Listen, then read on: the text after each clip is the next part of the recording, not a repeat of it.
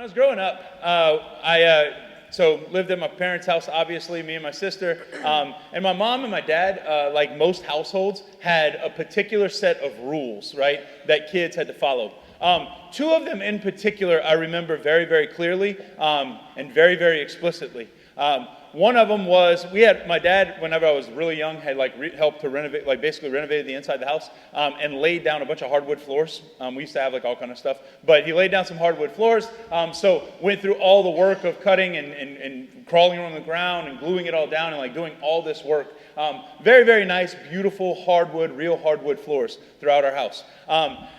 My mom, one of the things that day on, one of the rules that we had in the house was if you have any kind of cleats for baseball or soccer or for anything like that, you change outside.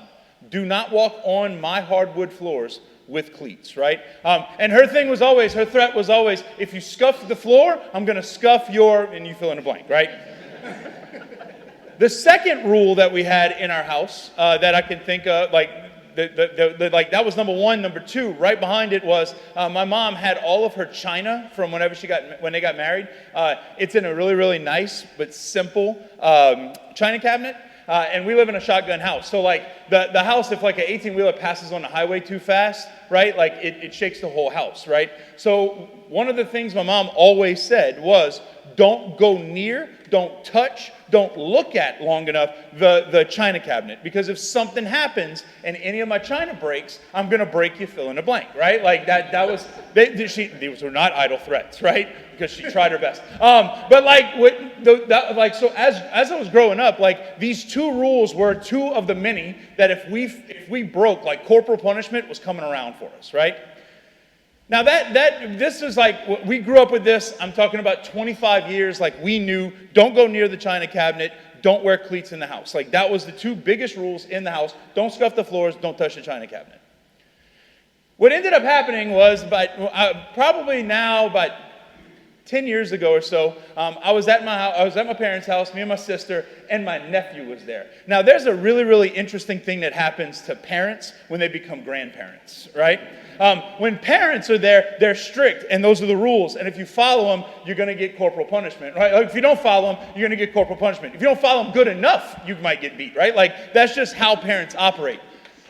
Grandparents, on the other hand, are soft, and you're a bunch of weaklings, and you cry every time your little grandkid looks at you and says, please, right? We know. Every one of you that are grandparents know what I'm talking about. There's a switch that flips that all of a sudden you become soft, right? You go from dad to papa, and all of a sudden it's oh, right? And I think it's disgusting. No, I'm kidding.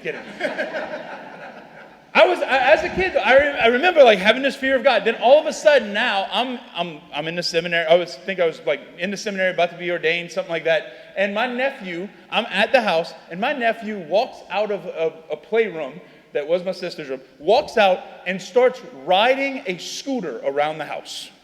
Now, I am sitting back, it's a little 3-wheel scooter, got the rollerblade wheels on it, and he is flying around the house, right? And I'm sitting back, and I'm looking at my sister, and I'm like, get ready.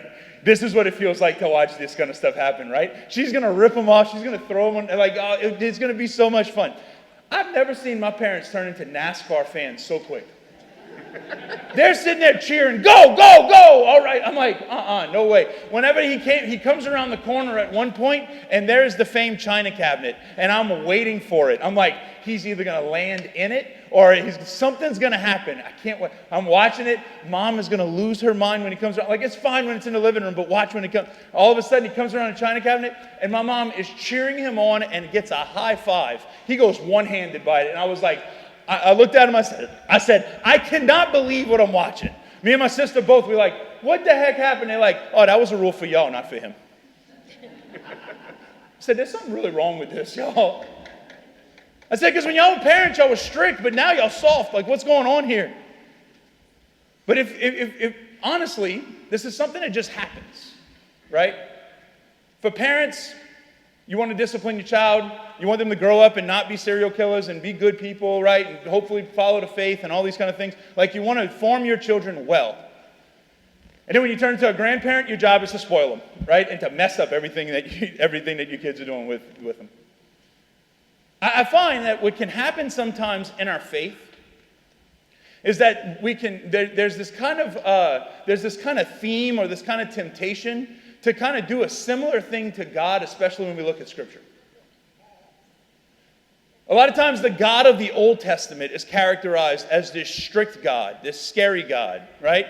He's the God that flooded the earth, and that's what happened with Noah. He's the God that called down fire upon the prophets of the pagan idol Baal. And he's the God that does all this scary, big, like end of the world kind of stuff. That's the Old Testament God. He's strict.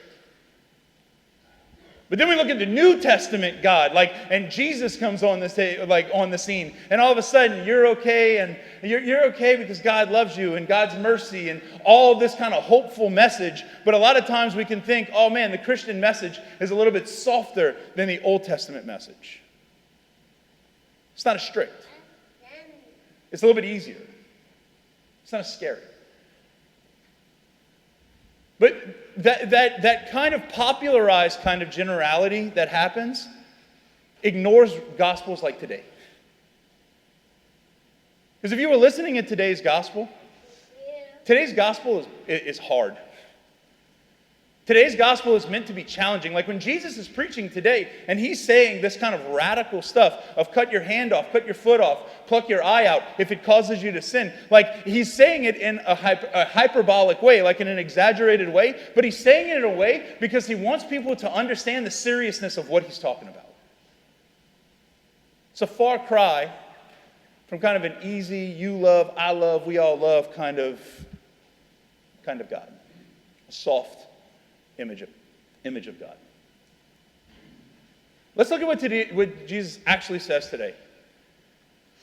He says if your hand causes you to sin, cut it off, because it would be better to go into the rest of your life maimed with one hand than to get sent into hell. If your foot causes you to sin, cut it off, because it would be better to be crippled than to enter into hell with both feet. And if your eye causes you to sin, pluck it out, because it would be better to have one eye that works than to have two and be sent into hell. What Jesus today is pointing out is something very, very fundamental, and I think sometimes gets kind of glossed over.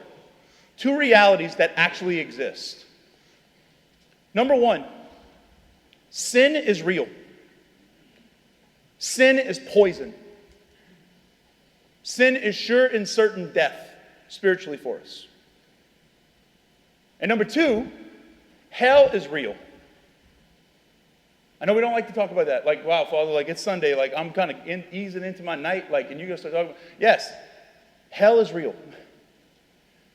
Like eternal separation from God is a possibility. And that should be something that makes us uneasy. I have a feeling that most of us in here, if you're coming to Mass at 7 p.m. on a Sunday night when you could be doing anything else, right? That most of us in here see that the ultimate goal of our life is to get to heaven. Right? That we want to end up in heaven with God for all eternity. Right? We want to experience the resurrection of life. We want everything that the faith says that we're going to proclaim in our creed in a little while. Like we want all of that for me. But it would be foolish not to recognize hell is real, sin is poison, and that's what gets you there. Because the devil, in all the grand scheme of creation, in all the grand scheme of the spiritual life, the devil wants nothing more than for you and I to be separated from God. And he attacks and unleashes hell, literally. St. Ignatius of Loyola actually had a really beautiful, explains a couple of different ways that the devil likes to operate, the enemy likes to operate. And one of the ways that he says that the enemy likes to operate is that the enemy operates like a smart general. Now, Ignatius, writing in like the 1500s, the 15th, 16th century, somewhere in there, right? So when he's writing this, he's thinking of a castle, and he says, what the enemy does is he's a smart general. What he does is he doesn't just come to the front door of the castle, knock on it, and say, hey, we had to take you over, right? He doesn't go to the front of the fortress, the front of the place, the strongest place on the castle, and just say, "Hey, come on, we're here to fight." He's a smart general. What he does is he sends out scouts. He sends out people that go and they kind of scout out what's the weakest point, where is the most vulnerable spots, what's the place that they're not as strong in the fortification of the wall of the castle. And that's where he attacks. The enemy loves to attack the places that we're weakest, the places that we're vulnerable, the places that we struggle. That's where he goes. A priest friend of mine was telling me when he first entered seminary, he was sitting down with the spiritual director. And the spiritual director he walks in, he sits down. The spiritual director looks at him, they're having this conversation, they're talking. And the spiritual director asked him, he says, "What is your biggest weakness?" Fair question. What is the place what is your biggest weakness? My buddy looks at him and he says, I don't know. And the spiritual director kind of sat back and stroked his chin a second. He looks at him and he says, "God knows your biggest weakness. Number 2, the devil knows your biggest weakness. You need to be the third of knowing your biggest weakness." If we're honest with ourselves, same question proposed to you. What's your biggest weakness? If we're honest with ourselves, what is the place in your life, in your heart, in your spiritual life that is your biggest weakness? Maybe it's your favorite sin. Maybe it's the one that you continue to go back to and you can't explain why. It's the empty well that I keep going back to, and every time I go into confessional, it's the one that leads the list. Bless me, Father, if I have sinned again. This is what I've done. Fill in the blank. Maybe it's some kind of an addiction or some kind of struggle that you have that just has kind of developed over years, right? Maybe it be a video game, screen addiction, sports, porn, whatever it is. Like whatever it is, maybe there's just some kind of thing that has just continued to become just like an obsession in your life. Maybe it's a hurt. Something that I did to me or that somebody else did to me, but it's a vulnerability in a place that I just continue to go back to and like I act out of and react out of, and I just can't get over it, but maybe it's something like that.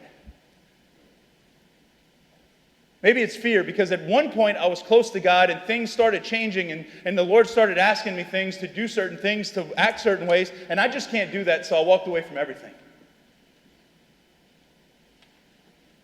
I'm going to keep you at an arm's distance, Lord. That's good enough. Make no mistake about it, whatever our biggest weakness is, whatever the biggest struggle that we have is, that's where the devil loves to attack. That's where he loves to go. That's the sin that he loves to just kind of poke at and the nerve he loves to play with, because that's where we're most vulnerable. If we want to be with the Lord for all eternity, if we want to be with God for all eternity, we would be wrong to ignore the reality of sin and write it off, and the reality of hell as a possibility. What does it look like to write off sin? Well, I think first of all, we can justify it sometimes. I don't know about you, but there's been times in my life that I have said things, done things, acted certain ways. I do this on a regular basis. That's why I thank God I got holy people that I work with and that are around here, because they're very forgiving. But I know that there are times that somebody says something and I can react. Or they can do something and I can react. And I can get angry. Or I can just kind of hold on to it. Or I'm doing something around the house and then all of a sudden the dog did a mess on the floor, and it's like, come on, man. I can get angry. I can find myself just doing these things, and then when I take a moment and I slow down and I say, why did you get angry? I'm telling myself, why did you get angry? It's because of so and so. No, it's not their fault, it's mine. So often we can justify our sin. Well, everybody else is cheating on the test for school, so why can't I? Everybody else is copying the answers. Why can't I? Everybody else talks about that person because they're a pain in the butt. Why can't I? And so often we can justify our sin, instead of taking the responsibility that it's us. I think the second thing is that we can become comfortable with our sin. It's much more dangerous. Yeah, it's okay it's okay that I did that. I'm going to confession tomorrow. It's okay that I acted in such a way. Father's going to be there. It's cool. It's okay. It's just part of my personality. This is just how I am. We can grow comfortable with our sin when we build a broken habit. You see, the reality is that God doesn't want us to justify our sin or be comfortable with our sin. He wants us to grow from and to convert from our sin, to turn from our sin. He wants us to be able to be in relationship with Him all the time. And it's hard to do. And I'm talking to you as a 400-pound track coach, I promise you, because I struggle with this on a daily basis just as much as anybody else. It's hard. Like what Jesus is asking of us today in the gospel, it's a hard bar to live the Christian life. It's a hard bar to actually turn away from sin.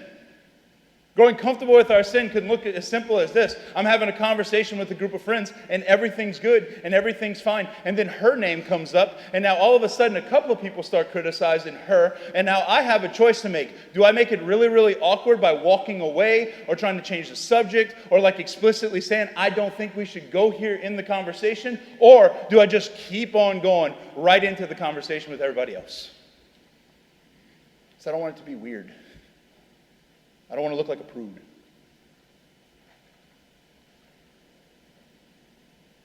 Another way to grow complacent with sin is whenever, okay, well, you know what? It's been a hard day. Whether it be work, whether it be school, whatever it is, I had a late night, whatever it is. You know what? I'm going to have a drink and just take a load off and watch a football game and everything's good. And then one click turns to another click on my computer, and it turns to another click, and it turns to another click. And you know what? I might as well, it's going to be fine because I'm going to confession tomorrow anyway. Just do whatever.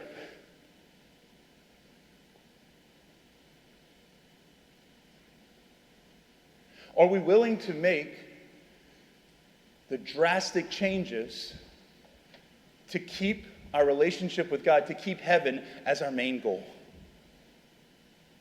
Because that's what Jesus is talking about today. It's drastic to say, cut off your hand, cut off your foot, pluck out your eye, if it has a chance of pulling you out of heaven.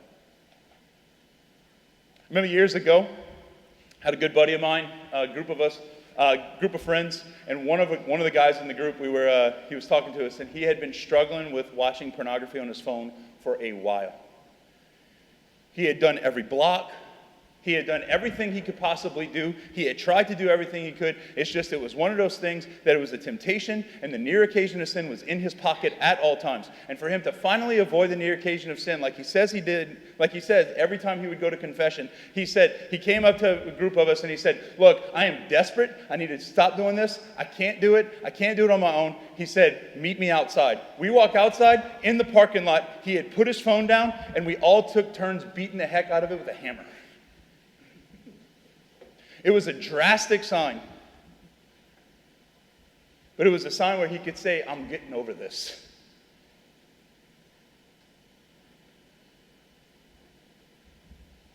What are the things that I can do to cooperate with God's grace? To remove those near occasions of sin? What are those boundaries in relationships that I might need to put in place so that my favorite sin doesn't continue to come up? I'll use an example. If gossip is something you struggle with and you can't get over, great. Delete social media off of your phone. Like tonight, like right now. You can pull your phone out if you want after communion. Or right now as I'm talking, and delete social media. Because one of the things that you'll do is you're going to find very, very quickly, by not scrolling through everybody else's personal life constantly, you're going to have a lot less to talk about. If something like pornography is the struggle that you have, great. Put every block you possibly can. If you want to have a conversation, call me, let me know. I know of a bunch of them, and if worse comes to worse, I have a hammer upstairs. We can take care of your phone tonight. But do the thing that is going to actually meet you in your struggle, meet you in your weakness. Father, I just have a hard time waking up to pray. Great. Alarm clock across your room, no snooze button. Get up and pray. At one point in Mark's gospel, the apostles approached Jesus and they asked him something about there was a person that needed to be healed and they couldn't be healed. Like when they came to Jesus, they couldn't do it. And when they came to Jesus, they said, Jesus, why is it that he cannot be healed? And he said, this kind of ailment is only driven out by prayer and fasting. I think we understand the prayer part. I think a lot of times we can pray. But what do we do to crucify our flesh in little ways like fasting? Deleting social media, blocks, alarm, no snooze button. What do we do to crucify our flesh to help reorder our priorities so we can focus on the Lord? Tonight as we come to Mass, and as we recognize that we all are weak, we all struggle, we all have a favorite sin, may we not justify sin as just part of our personality or part of our past or give us an excuse. And may we not grow complacent or comfortable with our sin, recognizing that it's poison. That it's poison that puts a strain on our relationship with God. The reality is that we have a God that right now wants you to live the fullest life you possibly can, and sin gets in the way of that. Sin messes that up. It changes the way we are. Instead of being who God is calling us to be, we become a drone. We become a lifeless version of ourselves. May today as we come to Mass, we could allow the Lord to meet us in the places that we're weakest. We can answer his call with courage so that we can do the things that are going to allow us to grow closer to him, and that we can cooperate with his grace in the places that we need him the most. So that we could be holy. And that one day we could be with him in heaven.